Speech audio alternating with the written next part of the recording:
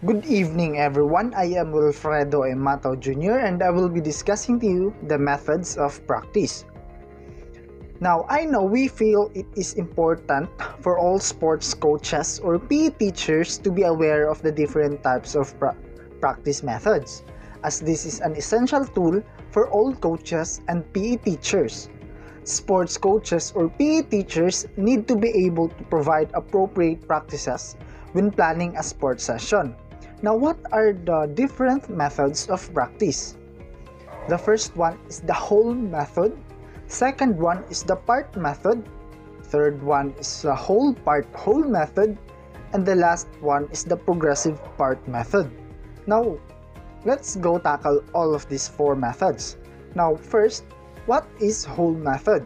Now, whole method is the skill is first demonstrated and then practiced as a whole, from start to finish.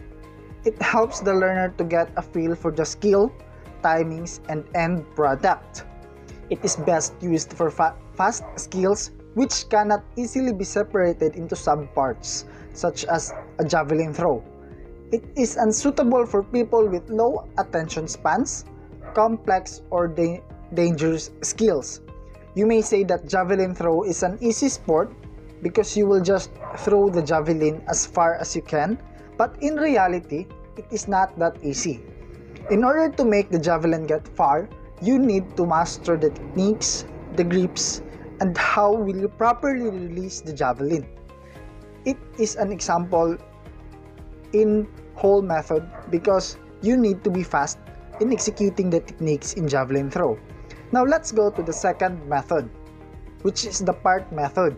Now the part method is that the part of the skill are practiced in isolation, which is useful for complicated and serial skills and is good for maintaining motivation and focusing on specific elements of the skill. An example of this would be a tennis coach teaching a tennis serve. The tennis serve can be broken down into several different sections to coach, such as grip, stance, toss, backswing, impact, and follow through, plus additional areas such as spin and speed. Now let's go to the third method, which is the whole part whole method. Now, the whole part whole method is that the whole skill is first demonstrated and practiced before being broken down into the constituent parts to practice the individual elements and improve on these before putting the whole skill back together. A good example will be swimming, where the learner would practice the whole stroke, then isolate a weak components such as the kick and use a float in the hands to ensure using only the legs before putting the whole stroke back together.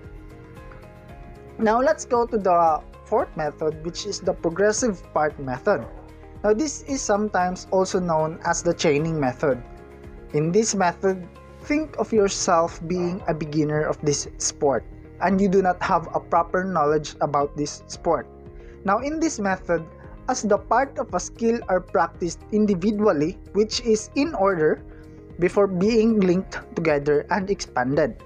For example, in triple jump, the hop will be practiced and learned, the skip is then practiced and learned. Now, one disadvantage that we can experience with the progressive part practice method is that if an athlete finds one step difficult, it can have an impact on the entire skill. For example, if an athlete struggles with the run up in long jump, this has a negative impact on the rest of the jump. Again, the different methods of practice are whole method, which is the skill is first demonstrated and then practiced as a whole from start to finish. Part method, the parts of the skills are practiced in isolation. Whole part whole method, the whole skill is first demonstrated and practiced before being broken down into the constituent parts to practice the individual elements and improve on this before putting the whole skill back together. And last but not the least, the progressive part method, also known as the chaining method, which are the parts of the skills are practiced individually, which is in order, before being linked together and expanded. And that would be all my report. Thank you.